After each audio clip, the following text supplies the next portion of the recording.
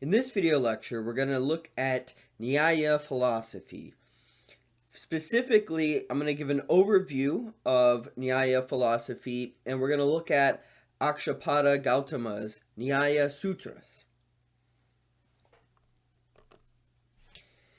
Now, Nyaya Philosophy is one of the orthodox schools of Indian philosophy, which means they accept the authority of the Vedas. And what this means then is they try to construct philosophical reasons for accepting the information that's given in the Vedas, and obviously providing other reasons that help us in the world. Now, their main goal is to show us how liberation is possible. So moksha is the Sanskrit term for liberation from the cycle of reincarnation, samsara. And they think that liberation from that cycle is brought about through knowledge of the material world. So what they focus on then is epistemology, right? So epistemology is the study of knowledge, and it is through their construction of a valid means to understand the world that they argue then we can understand how to be liberated from the material world and the suffering that is brought from it. Now, in their epistemology, they argue there are four pramanas. Pramanas means valid sources of knowledge. One is perception. This is actually the principal pramana from which everything else they argue is founded on. Inference, comparison, and testimony are actually the other valid sources of knowledge, and we'll look at those in a moment a bit more closely. Finally, there are ontologies that the universe is real and objects exist whether perceived or not. So they are a realist school of philosophy. They think there is a material world, so they're not rationalists and they're not idealists. Now, their aim, therefore, is knowledge of the true, right? It is through epistemology that you achieve liberation. Their focus is epistemology, and they actually argue then that it is through an understanding of the true, of true objects of experience, that one can actually achieve happiness. So in some sense, it's not merely a theoretical or abstract exercise of epistemology that they're interested in, but of course there are practical benefits from this as well. So an example of this is the 16 categories. So Gautama argues supreme felicity is attained by the knowledge about the true nature of the 16 categories. And we should say that by supreme felicity, obviously, he doesn't mean, a kind of happiness that is like you watch a movie, right, and it's a funny movie and you laugh, so you're happy. What he means is a life well lived, an attainment of the good, not a good, but the good, right? And it's different from kinds of happiness which are fleeting, right? So he says, of these 16 categories, we have means of right knowledge, the object of right knowledge, doubt, purpose, familiar instance, established tenet, members, confutation, ascertainment, discussion, wrangling, cavil, fallacy, quibble, futility, and occasion for rebuke. So one is able to achieve happiness according to the Nyaya school through an understanding of how it is that we can understand truth in the world. And it's not just how we understand truth, it's also how we go wrong, right? So how it is that doubt arises. If you know how doubt truly arises, then you are able to overcome doubt. Now, of course, one might want to say then, well, how do we know for sure anything is real or true? Their entire school of philosophy is predicated on this kind of realism, that there are real or true things. And Gautama says, a person, by the true knowledge of the 16 categories, is able to remove his misapprehension. When this is done, his faults, whether that be through affection, aversion, and stupidity, disappear. He is then no longer subject to any activity and is consequently freed from transmigration pains. Right? So pains brought about through the cycle of reincarnation. This is the way in which his release is effected and supreme felicity secured. So, Nyaya is principally opposed to any form of skepticism. Now, skeptics might argue, well, we can't really know anything at all because, like, human knowledge, for example, is fallible. Sometimes think about like a mirage, right? I'm out in the desert, I think I see a source of water, it turns out it was my eyes playing tricks on me. How can we ever be sure, right? And so some skeptics would say, well, it is impossible for us to ever know anything absolutely, right? To be completely sure about something. But Nyaya responds to that saying, well, if perception and other means of right knowledge are impossible, then that means the denial of them is actually also impossible. That if you say, well, it's impossible to know anything for sure, it's impossible to know whether I really exist right now, it's impossible to know whether or not, God exists or anything else like that, right? Well, you need actually the true, which serves as the foundation for your doubt. Because if it is not true what you say, then it cannot be true that we can't know anything at all. So they say the denial itself cannot be established if you deny all means of right knowledge. And that means to even doubt, you have to presuppose that knowledge is possible.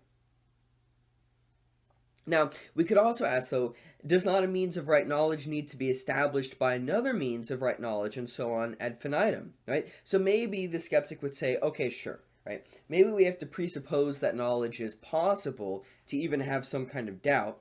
But then when you want to say, well, yes, the argument Nyaya might give is that, well, okay, denial itself can't be established, right? If you deny all means of right knowledge, so we have to have some means of knowledge. Well, then a skeptic could come in and say, well, how do you know you have to have some means of knowledge? And well, Nyaya is going to say, well, we have the four pramanas, right? Perception, inference, comparison, and testimony. The skeptic might say, well, how do you know that is true, right? And it might go on to infinity, where you always have to have another justification for the proposition you put forward. Nyaya says that's not so. That we can distinguish the means of right knowledge from the objects of right knowledge. And they say this is done like the way in which we can establish the lamp itself, the light from the lamp, and the illumination of a lamp. So just as a lamp illuminates itself and other objects, right? So, or we could think of a light, okay? We turn on a light and it makes it possible so I can see everything in this office. They say the means of right knowledge establish themselves and the objects of right knowledge. That it is through actually the turning on of the light that I see the source of light, being the light bulb, and it is also through that means of light that I see the other objects that are illuminated, like the desk and myself and so on. So that means perception establishes itself and the objects of sense, and we don't have to rely on arguments ad infinitum. Now this means they have a heavy burden of proof, though. They have to show that it is possible to know things. So they have to provide an epistemology, a means for true knowledge. So their means of knowledge are perception, inference, comparison, and verbal testimony. So perception is that knowledge which arises from the contact of a sense with its object, and which is determinate, nameable, and non-erratic. So something which isn't something like sunlight, right, which is erratic. You can't really kind of like pinpoint it down, right? But if I'm looking in front of me and I see this book, right, I can say, I perceive the book. I know there's a book in front of me. I can name it book, right? It's not something like water, right, where water moves around and it's hard to actually like pin it down. Like when we talk about oceans, right, and we say, well, there's the Atlantic Ocean and there's the Arctic Ocean and so on, right? It's not really determinate where the Atlantic ends and the Arctic begins, but it is determinable that this is a book, and that this book, right, is different from the desk in front of me. Now they also think, right, we can know things for sure through inference. Now inference is dependent on perception, but we use our experience of objects we have perceived before to know things that require maybe like syllogistic reasoning. So inference is knowledge that is preceded by perception and is of three kinds. So a priori, meaning prior to experience; a posteriori, so after the fact, having experienced things; and commonly seen things. The next is comparison. This is the knowledge of a thing through its similarity to another thing previously well known. So I can have a book and I can say, I know this is also a book because I can compare it to other books. And I know, therefore, that it has the qualities that I perceive in this book. Finally, verbal testimony, the instructive assertion of a reliable person. Now, this might seem a bit more of a stretch maybe than obviously perception, inference, and comparison, but maybe not, right? I mean, think about the fact that right now you are relying on my testimony as a reliable person, as a professor, that what I am telling you about the Nyaya school is true. But you probably wouldn't trust any other person, in the streets that's just walking around who says, if you walk up to them and you ask, hey, can you tell me about Nyaya Philosophy? You don't have good reason to know what they're saying about Nyaya Philosophy is true. And we can rely on inference, for example, that, well, we know you have to study philosophy for a certain amount of time to be able to talk about, another school of philosophy and to be able to teach it, right? And if you walk up to a random person, well, we know, again, through experience, that the average person on the street probably isn't going to be able to tell you about Nyaya Philosophy. So there are ways in which then we have good reason, actually, to rely on verbal testimony from, specifically, right, reliable people. Let's look closer, though, at inference. So this syllogism offered by Nyaya is actually a famous one in Indian philosophy. It's used by various other Indian philosophical schools. So a syllogism is an inferential kind of argument. The members of a syllogism, then, when you put forward an argument, are preposition, reason, example, application, and conclusion. The one offered by Gautama is that this hill is fiery. So suppose I'm out in the country and I see a hill that I think is on fire. Now, I don't actually see the fire, but I infer the hill is on fire. Now, what's my reason? Well, it's smoky. So I say, well, the hill is on fire because it's smoky. Now, to have a valid argument, though, that the hill is on fire, I have to provide an example which applies the reason I give, that the hill is smoky. So the one offered by Gautama is that whatever is smoky is fiery, as it takes place in a kitchen, right? So we have smoke in a kitchen, it's because there is fire going on, cooking. I apply then the example. So this hill is this hill, as in a kitchen, it is smoky. The conclusion, therefore, is, well, then the hill is fiery, it's on fire. Now, through the use of the four different kinds of pramanas, right, valid sources of knowledge, we have ascertainment. Ascertainment is the removal of doubt and the determination of a question by hearing two opposing sides. So Gautama says, a person wavers and doubts if certain statements are advanced to him by one of two parties, but opposed by the other party. His doubt is not removed until by the application of reason he can vindicate either of the parties. The process by which the vindication is effected is called ascertainment. Ascertainment is not, however, in all cases, preceded by doubt. So we don't have to always doubt something to have ascertainment, right? We don't have to always doubt something to come to truth. For instance, Gautama gives, in the case of perception, things are ascertained directly. Again, right? I perceive this is a coffee mug, and I didn't have to doubt that it was a coffee mug in the first place to know it's a coffee mug. But nonetheless, it is important to know that sometimes when we doubt things, Nyaya is offering us ways to overcome our doubt, to give us assurance. So he says, so also we ascertain things directly by the authority of scriptures or through discussion with others, right? We can use maybe inferential reasoning or comparison in discussion with others. But in the case of investigation, we must precede ascertainment.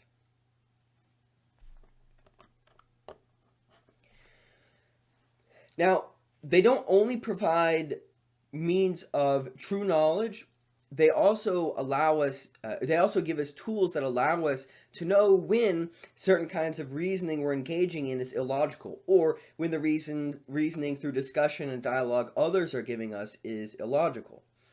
So a fallacy is an argument that is illogical, and they give 5 different kinds of fallacies. Now, the first kind of fallacy they give is the erratic.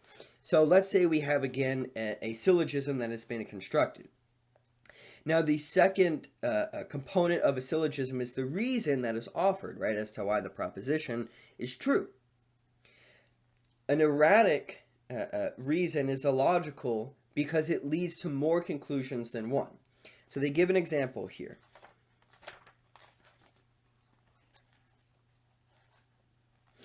So let's say in this argument, the proposition given is that sound is eternal. And the reason given is that it is intangible. So sound is eternal because it is intangible. Now let's say the example then that is given is whatever is intangible is eternal, such as atoms. And by atoms they mean, in classical India, they talk about atoms as just like the basic building blocks of reality, right? Not necessarily the atoms that are talked about now, like in physics, for example, which of course aren't eternal. But there is presupposed some basic, maybe it's energy, right, that physics might look at, that is eternal, right? Okay. So the application is that, so therefore, sound is intangible, just as atoms are intangible because they are eternal. Therefore, sound is eternal. Now, it's not clear yet that the reason given that because sound is intangible, therefore it is eternal, is erratic. Here's the reason why it's erratic.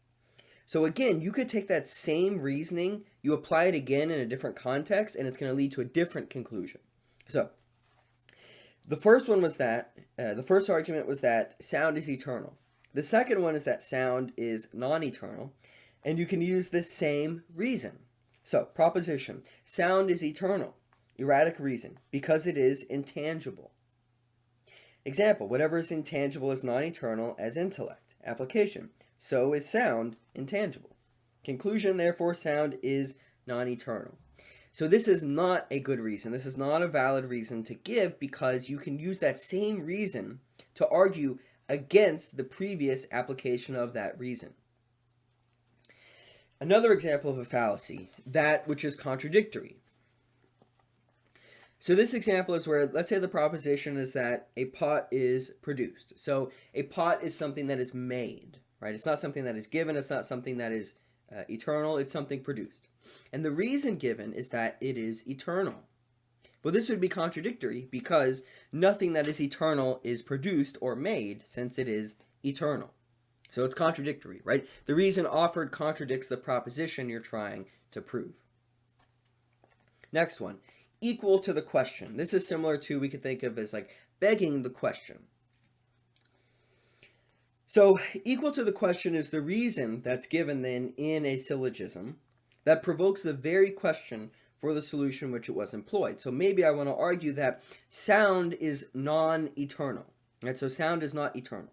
And the reason I give is that, well, sound is not eternal because it's not possessed of the attribute of eternality.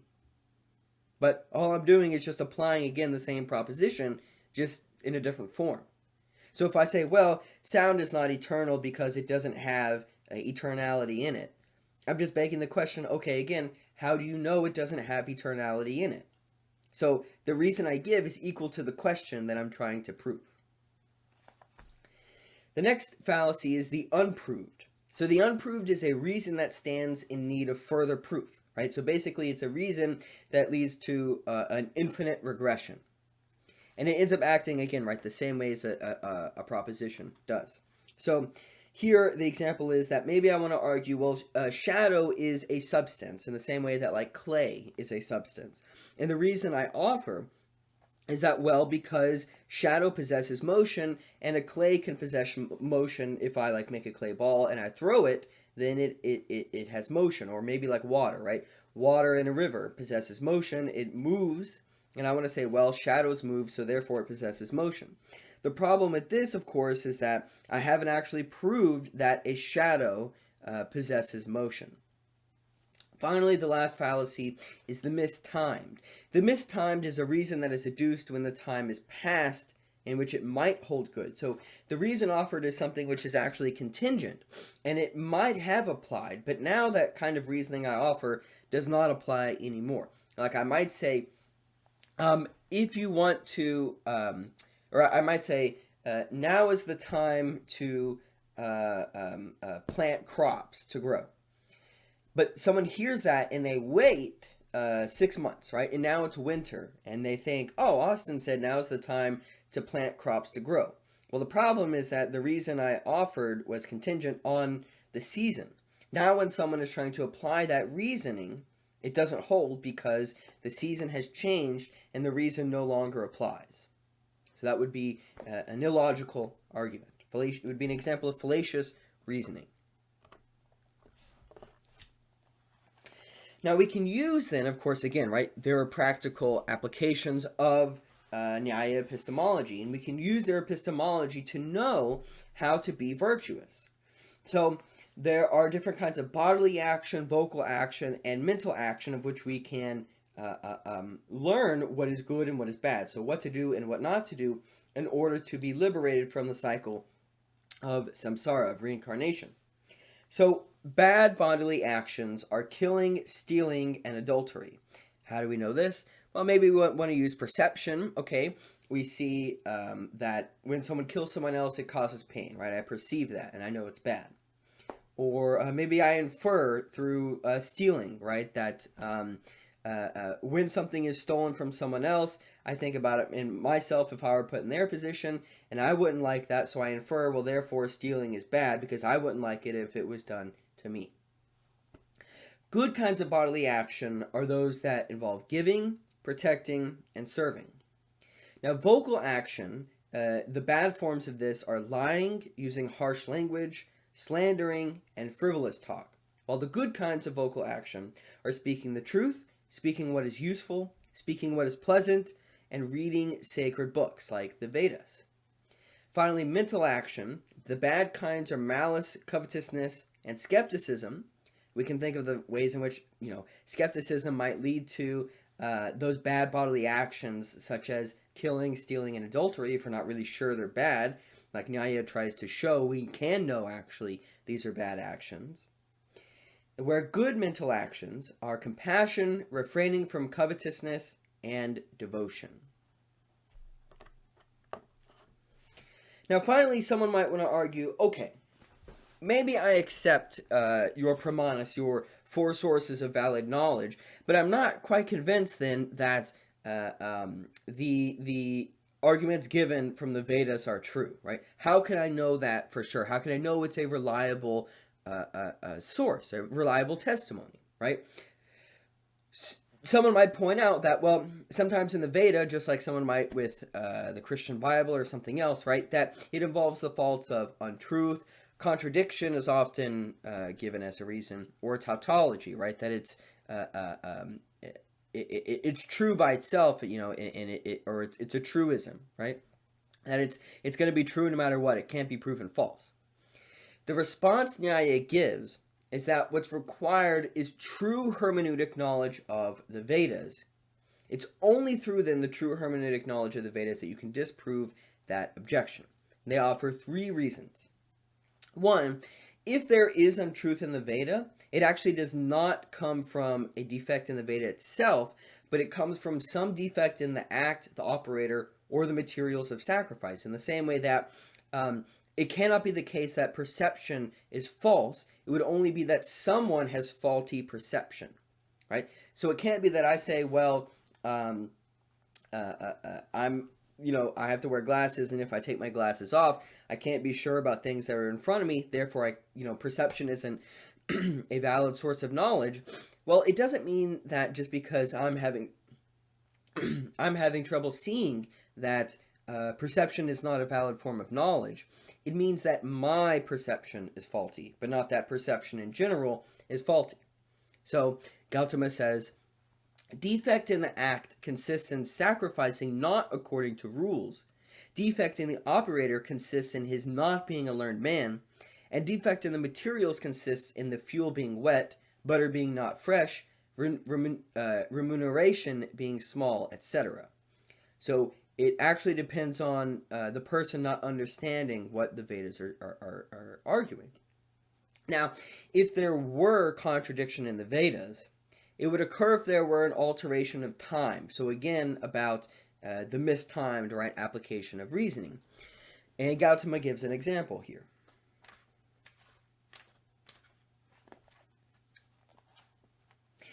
So he says, let a person perform sacrifice before sunrise or after sunrise if he has agreed upon doing it at either of the times. Two alternative courses being open to him, he can perform the sacrifice before sunrise or after sunrise, according to his agreement or desire. The Veda, though, cannot be charged with the fault of contradiction if it enjoins such alternative courses. And finally, there is no tautology because reinculcation is of advantage. That just because it might say the same things over again in different contexts, or in different ways does not mean that it's a kind of truism. It just means that it's an educational tool. So again here, Gautama argues, tautology means a useless repetition, but that never occurs in the Veda. If there is any repetition in the Veda, it is either for completing a certain number of syllables or for explaining a matter briefly expressed. For example, let the first hymn be recited thrice, 3 times. Or let the last hymn be recited thrice. And such instances embody a useful repetition because they try to inculcate in someone, right, a certain disposition. It's an educational tool.